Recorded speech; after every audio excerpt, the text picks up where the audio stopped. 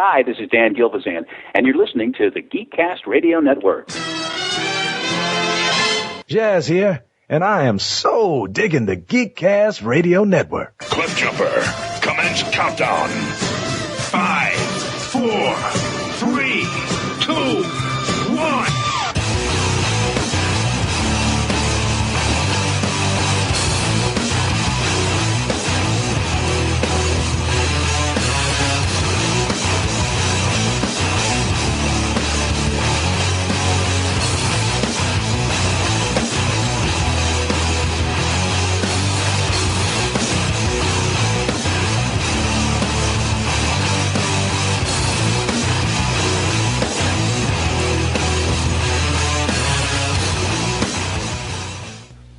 Now, Toycast. Oh, yes. Listen in to the only toy podcast you will ever need. Hello and welcome to Toycast. This is episode 143. I am, of course, Chief Joe and Mike. Joining me, almost as always, is Josh the Floorburger. Hello, sir. Welcome to 2022. Yes, it is 2022. So what are we talking about today? This is a new year. I haven't been here since, like, the fall.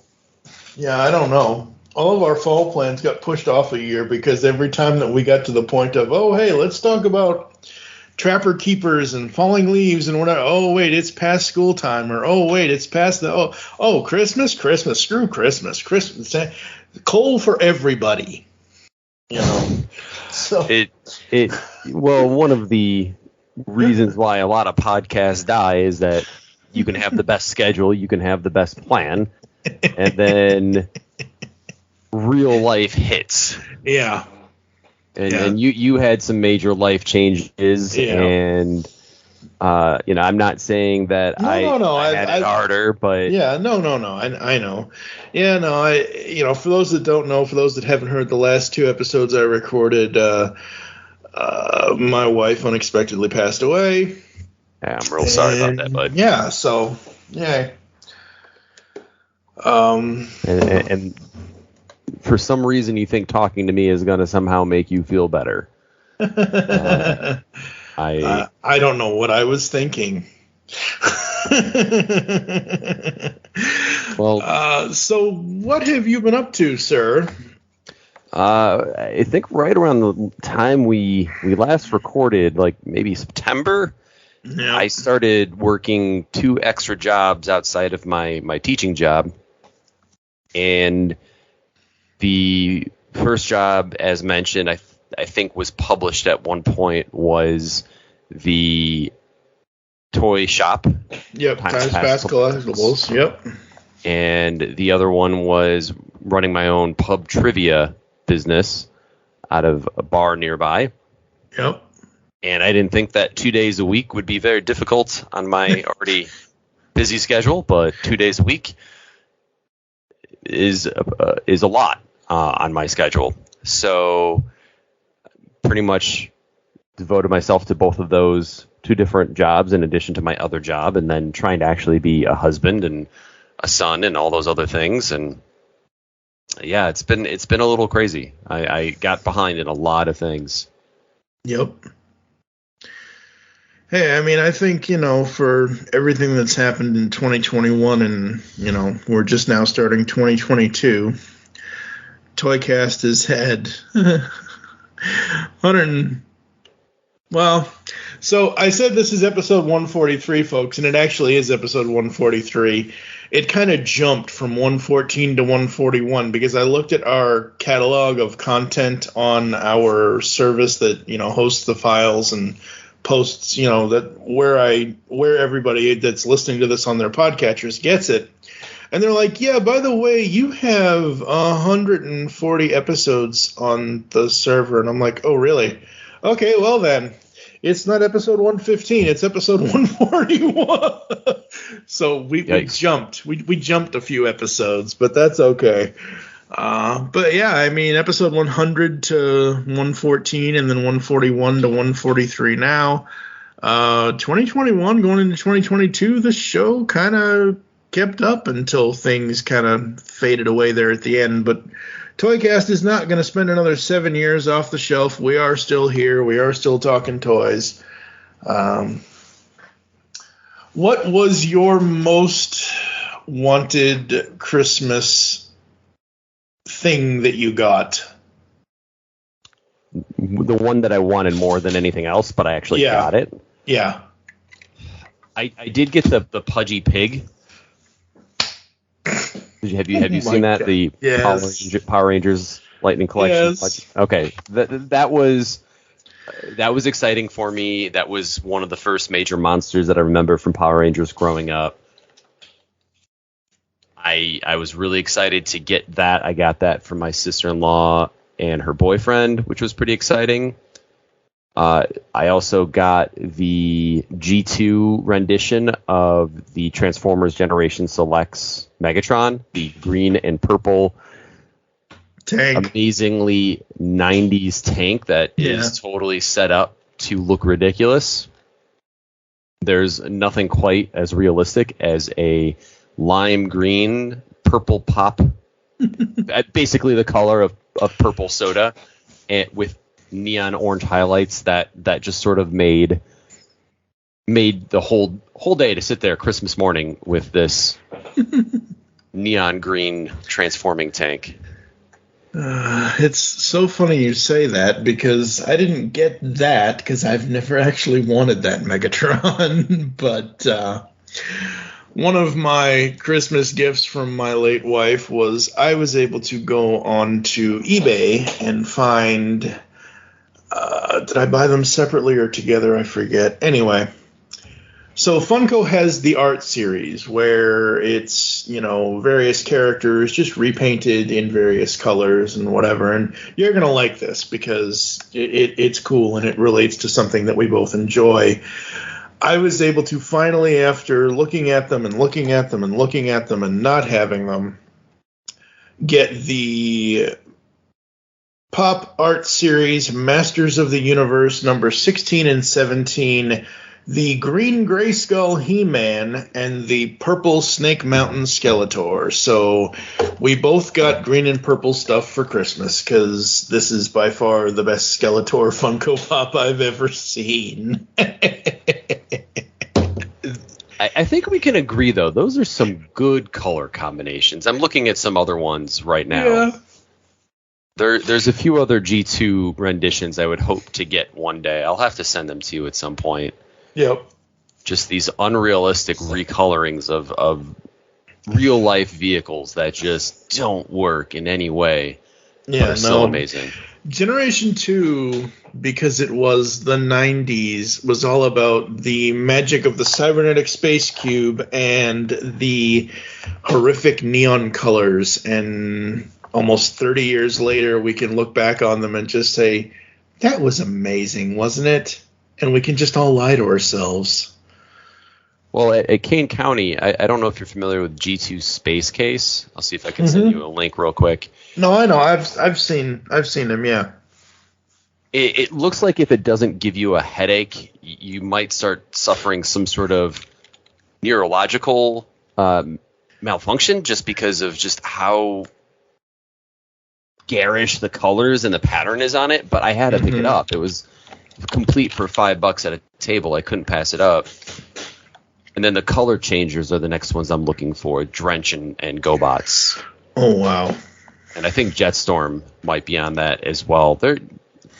They just have those great, not pastel, but like turquoise and purple. And I don't know how to describe those colors, but they're just outstanding. 1995 Generation 2 Space Case. Yeah, that is very pastel. That was 95? Yes. That was 95. Yeah, I'm looking at it here on the Transformers tfwiki.net. And yeah, that was very, very pastel. Oh, check out Drench, 1993.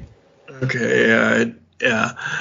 And I love, for you may or may not know this, but the tfwiki.net is literally the one place most of all Transformers should go, and they do various quote, they do little captions under some of the images. The first Generation 2 space case. Luckily, I wore my Joe Namath netted slingshot deco. I'm like, oh God. Now, I know that's. Do you know who David Willis is? Yes. David Willis, the guy who did Short Pact and all that. Yep. He created, he does. I don't know if he runs it. I don't want to speak out of turn, but basically, yes, David Willis was the one that kind of started TF Wiki. And there's so many of these captions that you're speaking of that I think are, if they're not written by him, they are definitely in his stylings.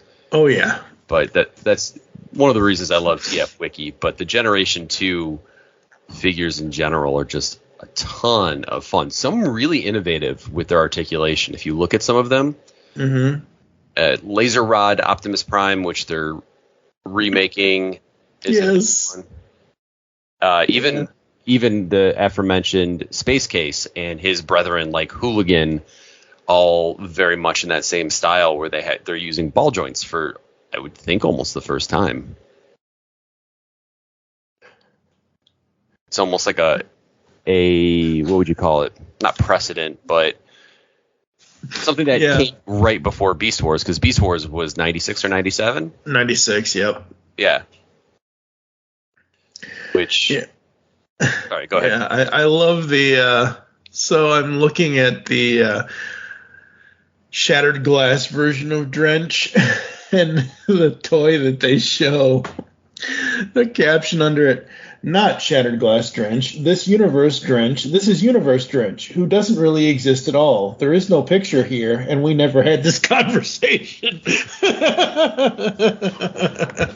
Where's that one? I will send it to you. Okay, because I'm looking at a version of Drench, but it's just the stuff they were coming up with. How do I do this?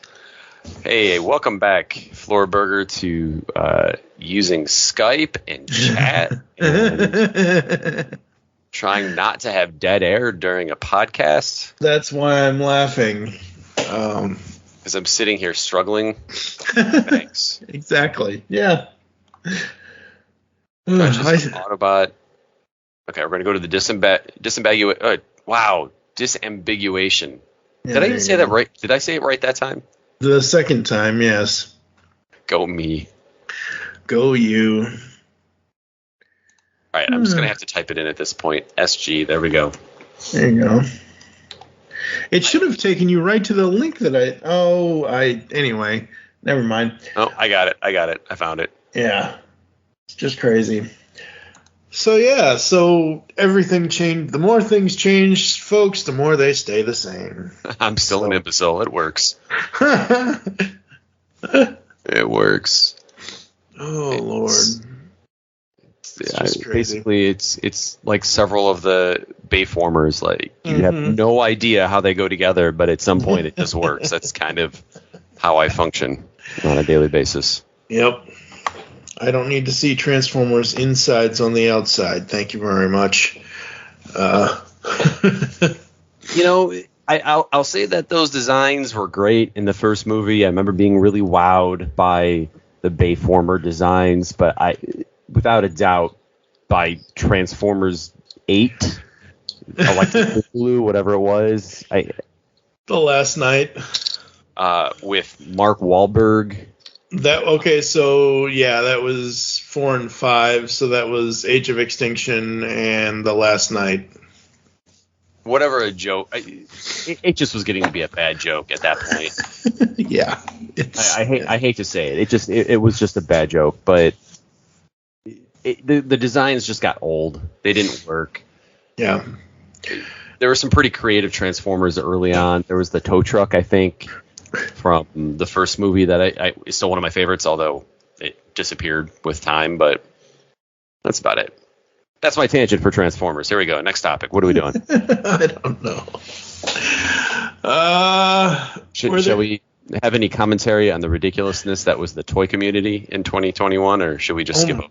Oh my God. See, I try not to pay attention to that. I just try to, like, I don't want to be oblivious to it, but I don't want to be that person that has to pay attention to every single thing that every single person said, because we are all supposed to love toys. And what would you like to bring up? Because honestly, I know there was a bunch of things, but I don't want to get too deep into the weeds on. Yeah. There's definitely some topics that have come up recently of a new toy line that just finally hit, that the designer and the president for the company for it just really was saying some stuff that I think is unbecoming of someone of his talent. And I'll leave it at that. Okay. He just made a lot of comments that for someone who's as talented as he is and can have as much potential in the toy industry as he has to... This doesn't have to do with Transformers, does it? No. Okay, good. Because that's a whole other can of worms with a certain convention. But anyway, go ahead. Oh, I can type it to you if I can remember how to type. No, it's fine. It's okay.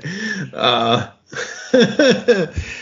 I don't. Apparently, there's been some issues with this person or that company or his related confidants that they don't take kindly to people speaking out against them. So letters are sent out or screenshots of things are sent out with orders.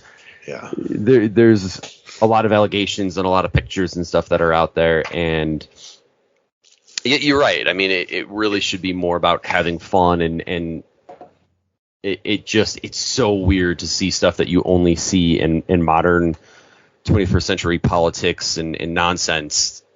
Yeah. Soak itself into toys, and it wasn't even about politics. It just was similar methodology of trying to get attention and get people to. We're talking about him now, so it works. Yeah. Transformers had something similar, as I mentioned, with a convention that was supposed to return last year, and now I don't know if it's happening this year or next year or whenever, but there's a very famous Transformers convention person that shall not be named, but I actually went to the final convention. Oh, I didn't actually go to the convention itself. I went to the Stan Bush concert that was held outside the convention, but BotCon in 2016, that was their final convention at the time, and I don't know. It's just, if you're working for a convention, if you're working for a toy company, if you have certain ideas that are your ideas that may or may not be good to share with the world on Twitter, if you have your own personal account, fine, but don't use the convention, whatever. Anyway, it's a whole thing, and it's just crazy and stupid and whatever. It's like my buddy Ender always used to say, "We give you money, you give us stuff." Like, that's when it comes to toy companies. That's the whole point. You know, they sit here and make this stuff for us to buy. When we buy it, well, there you go. That's the thing. I don't know. I can't disagree with that mentality.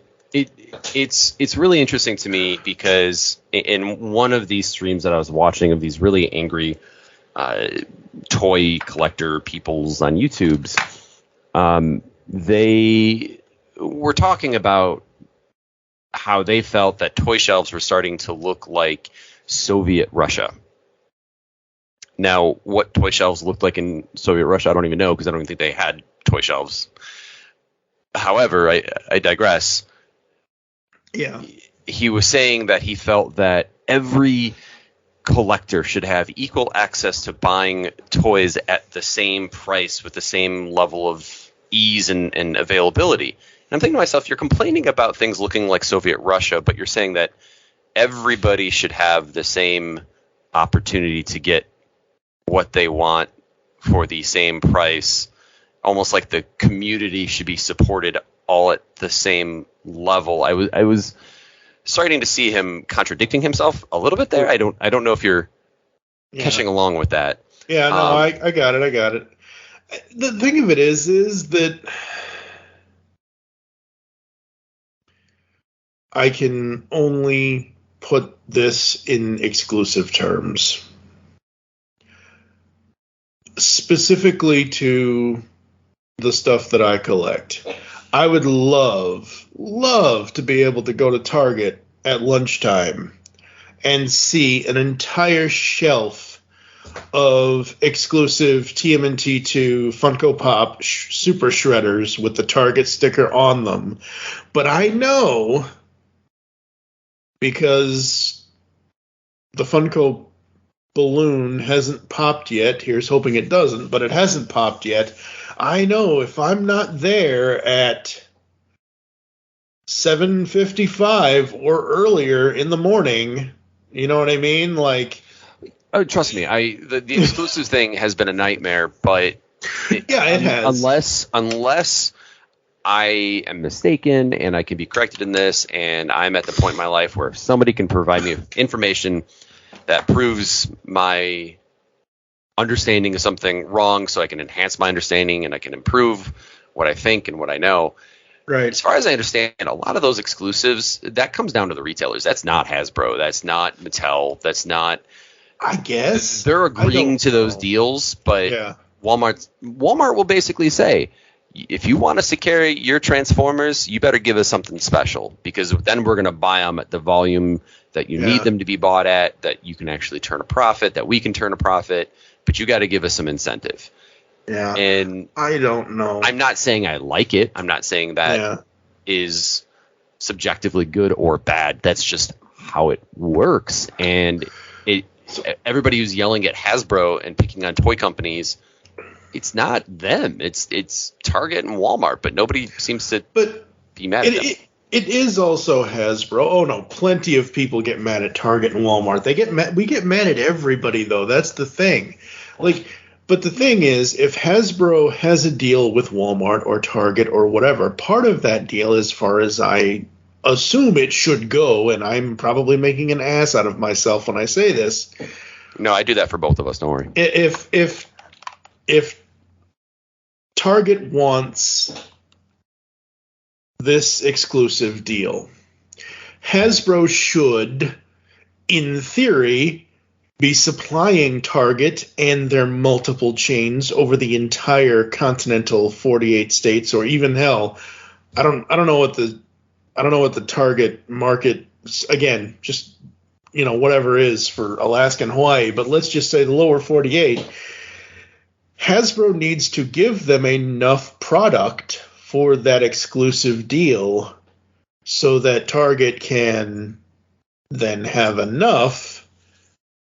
But the third thing that pops into this is the bots and the scalpers and the this and the that and the whatever. Look, I just want one fucking figure. I get that. I don't want, like. You're not going to get me justifying or defending that corporate practice. It's just I'm calling a spade. Yeah. In that what we're seeing is, no, they're not fulfilling all those orders. I don't know if there's really a way to know exactly how many specific collectors like you or me. Funko is definitely a little bit more collector oriented than, let's say, Transformers. I think we can both agree with that. Oh yeah, I mean, I said this before. I had to pass the Walmart electronics department several times a couple of years ago, just waiting for this parent and their child to get away from my Funkos, because no kid needs Funkos. Like, right on these boxes. All right, I'm going to pick up FYE exclusive Clark Griswold Pop Movies Christmas Vacation. It's Clark in his winter suit gear right after he has destroyed which I find this absolutely hilarious. This is a FYE exclusive Funko Pop, and where he destroyed the sled was on the freeway on the way into the Walmart parking lot in the movie. How this is not a Walmart exclusive is beyond me, but whatever. But the point is that kids today may go and look at Funko Pops and see maybe G.I. Joe or Transformers or He-Man, and fine. No child is going to go, I mean, unless their parents have shown them the movie, no child is going to go into FYE and say, "Ooh, Mommy, I want Clark Griswold with the sled." It's more so the father of the family. "Ooh, look, I watched it. We watched this movie every Christmas." You know what I mean? You know, I don't know. It just seems like, and it even says on the box, does it say collector? I mean, I know it's not going to say collector item, but collect them all. I'm just trying to see, because, you know, certain things are marketed to specifically be a collector thing, whereas it's not for kids kind of thing. Well, NECA or NECA, whatever you want to call it. NECA, yeah. Does say on its packages it's for adults. It is an adult toy, which sounds really weird to say, but it's an adult toy. Yes, and I remember when Matty Collector was a thing, it did say adult collectible or adult whatever. Yeah. And there is that, but one of the things that I've been hearing multiple times, even from Jesse Falcon back in the Toy Biz Marvel Legends days, I'm talking 2004, 2005, he was pretty active in the Foosh message boards, and he interacted with a lot of people, and I got to interact with him a lot. But one thing he did say is that things like exclusives and chase figures, I think exclusives basically are chase figures if people buy them. Yeah. Not like the red Megatron that's out there right now. That's everywhere. But regardless, the whole idea is to get you and me to go into the store to look for it. Whether we find it or not, it does not matter. Yeah. It's just we are statistically more likely to go and purchase, even if it's just a bottle of pop, or hey, look, I need that thing sitting there on that shelf on that impulse buy, because the odds are high we will drop that money in some shape or form. So it's I don't think we're ever going to be happy as adult collectors with the way the retail realm works. It's just never going to be what it was. Yeah. And that's not doom and gloom. Again, I'm just trying to call a spade and spade. I wish I could go into a toy store right now, a actual functional retail toy store, not just essentially a secondhand show. A secondhand store, even like Times Pass. Times Pass is a great toy store, but they're not really focusing on stuff that's on the shelves right now. Right. I'd love to see a Toys R Us come back, a KB Toys come back, and not just have, I can think of in my head right now, okay, if I walk down the toy aisle at Target right now, I can see it's like DC, Transformers, then a hair of G.I. Joe, and then I think Masters, Ghostbusters. I'm going just down the line of what's on the pegs by me. And then there's all the Eternals figures, which, oh my God, that's terrible. But they're all licensed big-time companies. But I'm looking at the stuff on my shelves, like I have Mighty Max here. I have VR Troopers, which was its own funny thing. Swamp Thing. I mean, they're all licensed, obviously, but there was just such a variety, a greater variety at different periods of time. We're never going to see that again. No, never. We're never going to see experimental lines, even from a big company like Mattel. We're never going to see another Food Fighters. Yeah. I think the thing of it is that, whether it's a store exclusive for whatever brand, again, I can only go by what I see and what I pay attention to. Because, honestly, I saw the Rise of Evil Target 2-pack, it's Keldor and whatever. I forget what the Rise of Evil Masters of the Universe Target 2-pack was. Oh, did that anyway? So anyway, yeah. Well, I mean, but the thing of it is, I saw that several times before I even knew kind of thing, and then I had watched a couple of things and whatever. But like with Funko, I'm on my buddy's website, my buddy Wes Howard, who runs PoppinOffToys.com, and I'm looking at the TMNT PX exclusive. It's the comic version. So Funko is doing the old every bandana is red, and they've got Casey, they've got Shredder, and they've got the 4 turtles. But all 6 of these figures have a chance at Chase where they are all black and white. So the main figures that you will get are, the green and what, they are colored, but the exclusive part of it for Chases, is that the same figures except they're all black and white. So that I can kind of see like not really being a big deal, because if you say it's a chance at a Chase, then if I get one, great. If I don't, okay, I had my chance, kind of thing. I don't know. Toys and toy collecting and everything, it just feels like you can enjoy what you want to enjoy, and you can have your collection and whatever else.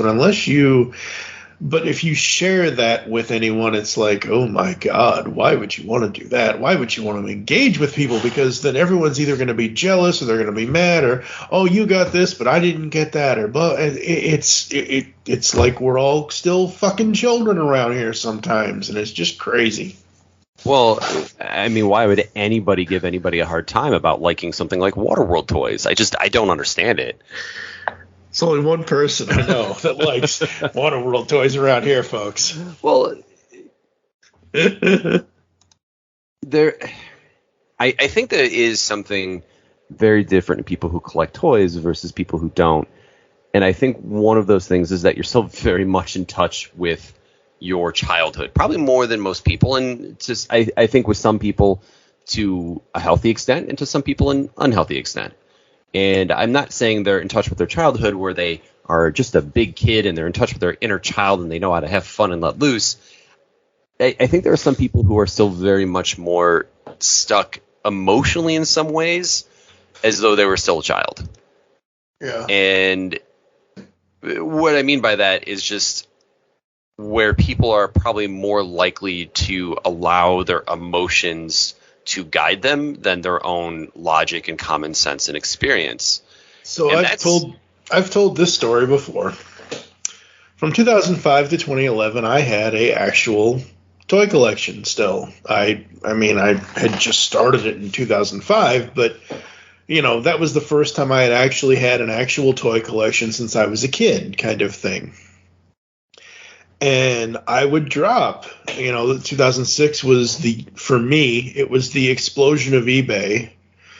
And I can sit here and tell you, even though I was working and even though I was making the extra money and whatever else, and I could afford to do this, between G1, all of this was G1 figures, Optimus Prime, Blaster, Soundwave, and there was maybe one or two others. I guarantee you I paid, and this is 2005, 2006, I guarantee you I paid $100 or $120 or somewhere between $100 and $150 per figure.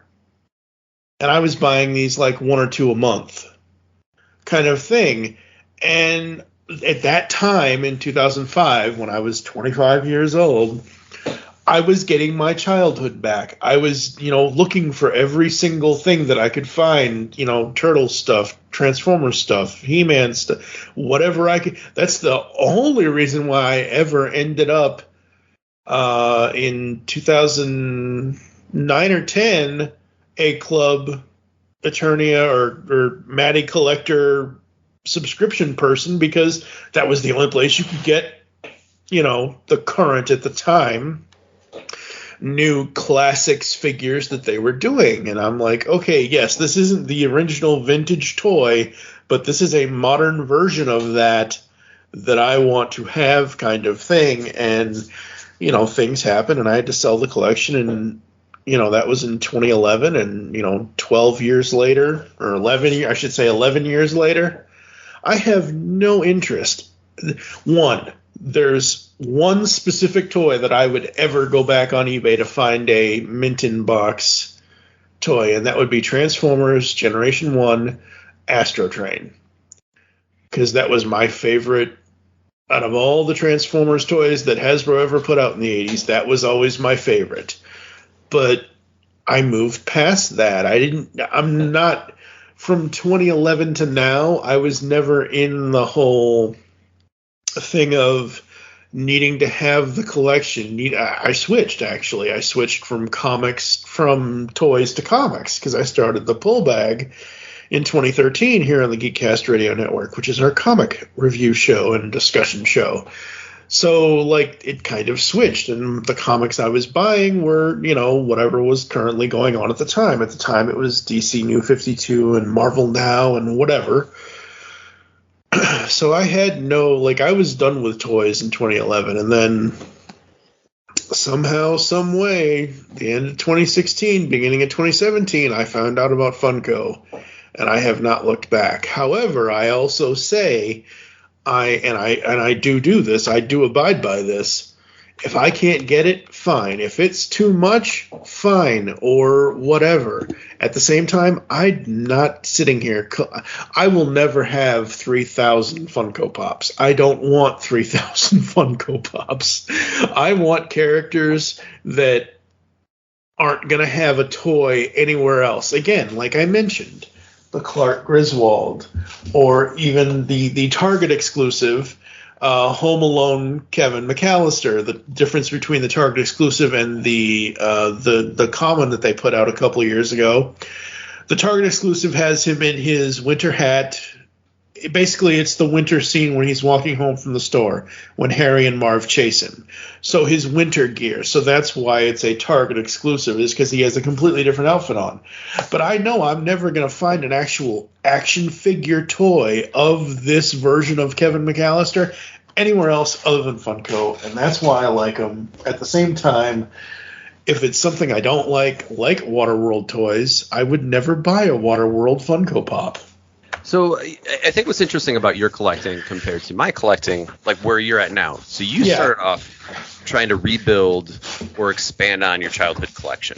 Right. Which, for me, that's part of what it was. There's a lot of displays that I have where I can say, yep, I had that as a kid. Yep, I had that as a kid. Yep, I had that as a kid. But there's other figures in the same line that I didn't have that I expanded because the Kenner Aliens line isn't huge. And you can get most of the first releases from that series pretty easily. There's only, I think, 5 or 6 human characters in that first one. You can get them all easily. I didn't have all of them as a kid.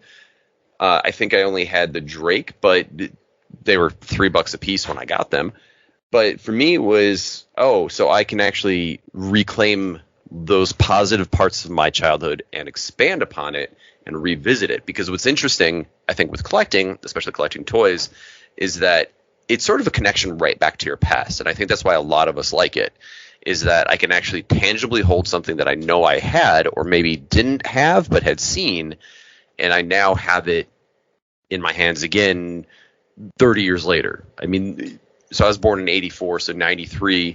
There's toys that I have 30 years. Either I've had them for 30 years or I have them again after 30 years. Yeah. And for you with Funko, it's more you're now getting stuff that you could never have. Yeah, I mean, okay, so again, there are plenty of Funko Pops I don't have yet that I would love to have. And you want to talk about an exclusive nightmare, just try getting the exclusive McDonald's 5-pack. Anyway, but like, again, going to something like that, like your precious Food Fighters thing. I love the Food Fighters line. It was awesomely stupid, but I loved it as a kid.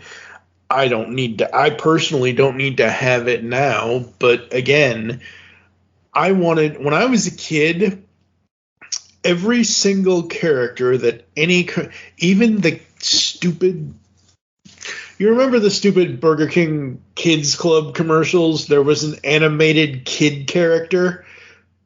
Okay, so you mean like the actual club, like the 90s like, politically correct gang of kids?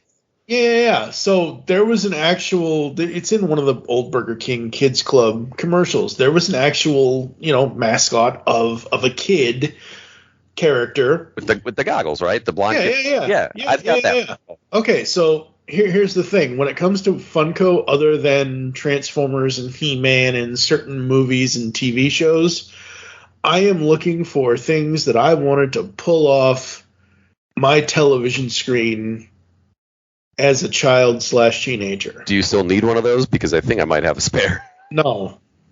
But my point is, when Funko says they're going to make McDonald's Pops, I'm there already. I don't care, Hamburglar, Ronald, Grimace, whomever, it's like that's what gets me excited about the Funko stuff. But, and again, as much as I gave you a hard time about Funko, the thing with Funko that I admire and I appreciate, and I think it's why a lot of people switch to it or get into it, is because on my shelf I have Marvel Legends, but there's cinematic and comic, and they don't always mesh very well together. They're cool, they're same scale, but they don't mesh. So even in the same line, I have figures that can't go together, right? Yeah. So I had the DC Universe Classics, which kind of went okay with Marvel Legends. Sometimes they went pretty well, sometimes they didn't. Again, the cinematic figures actually look photoreal, so they don't really mesh with that stuff very well. So I can't really combine those on the same display. Sometimes I can, sometimes I can't.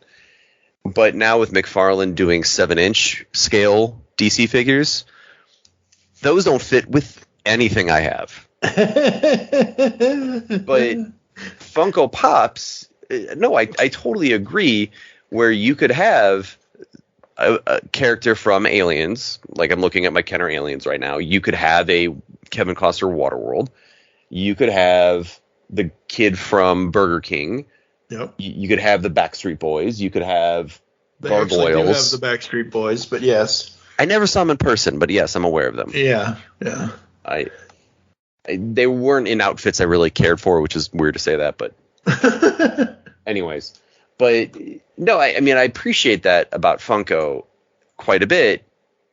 I just, as someone who really has an affinity for vintage toys, I have a hard time with Funko taking up as much space as it does, but I understand it.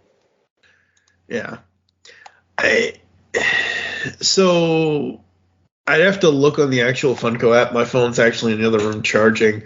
But again, I'm on my buddy's website here, and I'm looking at it and whatever. And as far as I can tell, the only ones that they have put out for Backstreet were their basic generic white Millennium uniforms from the Millennium album. So that's probably why you didn't like them. And speaking of the Backstreet Boys and Burger King in the same sentence, I have their Burger King toys. My wife had them. My wife owned all 5. Oh wow! Yeah. I think at one point I had one of them, just from a lot of toys I bought at like a garage sale or something. I had one of them at one point, but I have all 5. They're standing with my. I've been so. Let's update where I've been, what I've been up to since like October with the toy show. Yeah. I really started getting interested in 4-inch, 5-inch scale figures that kind of have that Kenner-ish body of just the shoulders and the hips and the head. If you're lucky.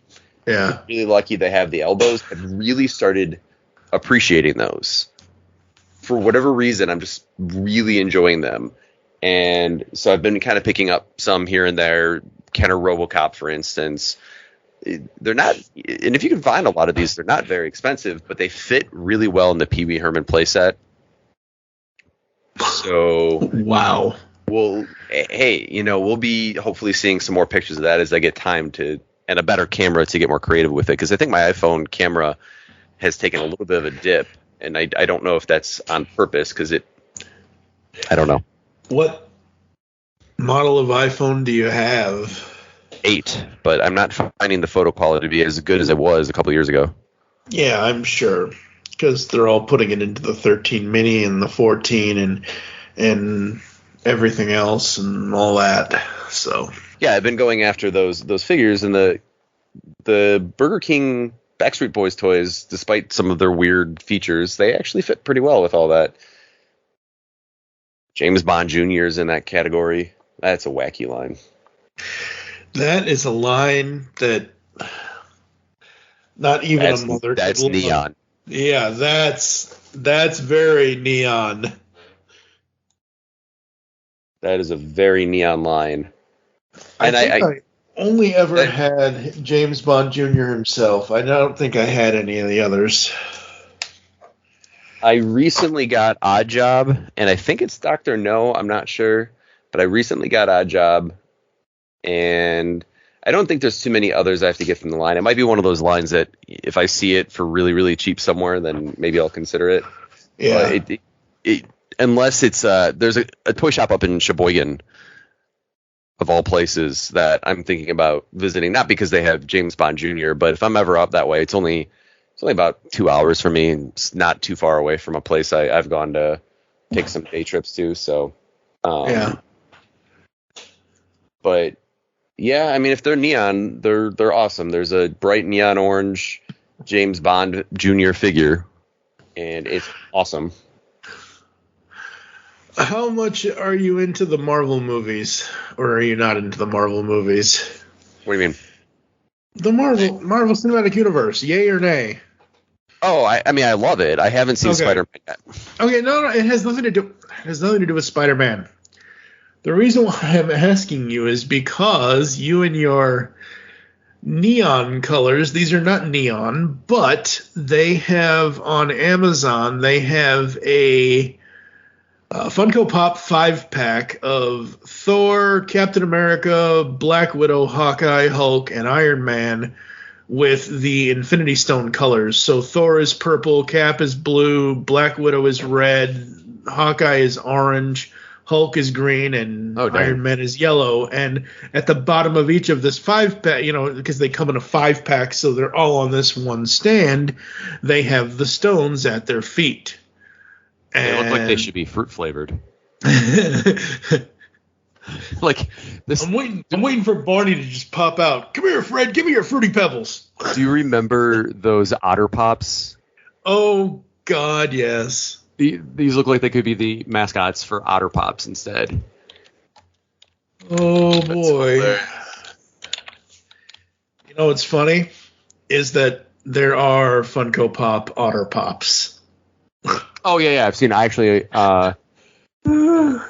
Wasn't there another one that they did that was similar in that art style, but it was people who looked like vegetables or something like that? I can't remember. I don't remember. I just know as part of the Ad Icons line, they did the 5. I think it was in that line. Yeah. What was it called? Ad Icons. Yeah. Hey, listeners, doesn't this sound exciting? Alexander the Grape. Strawberry Short Kook. Oh, God. I've never actually paid attention to the Otter Pops' actual names. They did the McNuggets, which are pretty cool. Yeah. They've done everything. I mean, they've done everything and they do everything. There's just several. So I've said this before on the show. I don't know if it would get me to stop collecting, or I don't buy Funko Pops all the time. Like the last couple of purchases I've made have been the first ones I've purchased almost 2 years or so overall. But Alf, they make an Alf Pop, I could stop. They ever make an Alf Pop? I could life form. See, I'm still trying to look for these other. Because they did Otter Pops. That's not the one I was thinking of, though. The thing is, I think they could do a lot, and I'm sure if they could, they would. But these Ad Icons are great. But I'm seeing some of these look like old packages and stuff. There's so much they could do with some good retro designs that would get me to consider crossing the line over into Funko. Didn't you tell me you did buy one? I have. My buddy Mark picked up the Enchanted Tiki Room set from Disney for me. That's right. Yeah. And I have a Stone Goliath, a regular Goliath from Gargoyles, and I have an Angry Beaver. And And the reason I have the Angry Beaver is that growing up, I had this tiny little gumball-sized Angry Beaver toy that I loved. See, this is why Funko is everything. Well, it's no bigger than like the tip of my thumb, but the thing is, like the Funko Pop one looks almost exactly the same, but it's a bigger version. And I think I got it when I was on a school trip. I was like, I have to get something to make myself feel better. So that's why I got it. It's just, again, you've seen my collection. I don't have room for Funko Pops. And I'm going to be expanding the shelving situation in here in the next month or two. Oh, Lord. Oh, boy. Hey, man. I just found an article about the psychology of collecting. I mean, it's a process that might not ever be done, but according to my... At some point, it has to be done. Well, I think that is the fun thing about collecting, though, and I think that's why we do it, is that you can completely change up your collection. You can sell off a half of it and then repopulate it. Yep. Like, I can clear... If I wanted to, I would sell all my Marvel Legends and then maybe pursue something else. I don't know. Yep. Or probably just use the money for something else. That would probably be smart. Yeah. Save it, maybe? I don't know. I'll buy GameStop stock. Oh. Is that still a joke, really? I mean, we're in 2022. Come on now. That's right. Students in quarantine who are buying up GameStop stock. Oh, God. That's crazy. That's pretty recent in my memory. That was... Yeah, that's crazy. That feels like it was years ago now, but then again... I emailed a parent, hey, why wasn't Jimmy paying attention in class? Oh, sorry. He was trading stocks in class and probably made... I'm thinking of myself, he probably made more money doing those trades than I probably did that entire week as a teacher. So I was like, I can't blame him. He's learning something. That's crazy. All right, folks, I think that's going to do it for us. I think we've talked all the toys we can talk tonight in this episode, and I have no idea when this episode will be out, but it'll be out soon. Where can the people find you online, sir? I still have my Twitter. I think it's just Floorburger. It's at Floorburger553. I don't know what that's about, but that's what it is. I don't know why it's 553, but yeah, at Floorburger. That's how you can see me try to cleverly respond to other people's tweets and think I'm special and unique and deserve full compliments. Oh, Lord. I am at TFG and Mike. You can also follow at TF Toycast for the show. Like I said, I'm flying by the seat of my pants, folks. So whenever we have the next episode, I'm not sure what it's going to be about, if it's going to be in Origins or if it's going to be something else. No clue. Is it too late to do fall-themed shows? No, it's too early. That's true. Yeah, we had all those. It's too early now. January and February are just not good months. What do we talk about? January and February are for anything, not just toys, but for movies, for this, for that, for whatever. I thought February was where they stuck all the movies that studios stopped working on. I mean, not this year, but next year will be 20 years since Daredevil was released on Valentine's Day. Anyway. I have a story about that. So do I. Okay. But no, I just feel like with even though last year, I keep saying this year, last year, whatever, even though 2021 was crazy and whatever else, Christmas has always been, Christmas is what Christmas is. And then by the time January and February roll around, everybody just wants to just kind of relax. Nobody wants to have to pay attention to anything or do anything or go anywhere or, I don't know. It's always been recovery months from holiday time, I guess. So, we'll figure out something. So. Oh, yeah. Yeah, we can... my brain's still not even working. I'm still recovering from the holidays myself.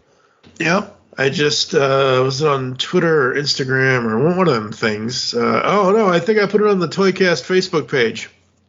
I said these are old pictures. They're actually before the holidays, but I posted my shit, the hell's the name of my Nightwing toy, because somehow or another it fell off my desk at the time, and I posted in there, and I'm like, what did it say? It says Nightwing New 52 Red. This is the DC Multiverse. This is the one that came in the 2-pack with Red Hood. Nightwing is still recovering from Christmas, and it's basically him face down on the floor next to a Transformers poster in a garbage bag. Well, so, did you like my video of the famous Star Wars deaths? Yes, famous Star Wars deaths. Oh, Lord. Are we still recording, or are we off? They're all dead. Yes. No. Of course, we're still recording. What are you talking about? We will catch you next time, folks, here as we are talking toys on Toycast. Bye, everybody. Be good people. Don't be stupid toy collectors. Be smart ones.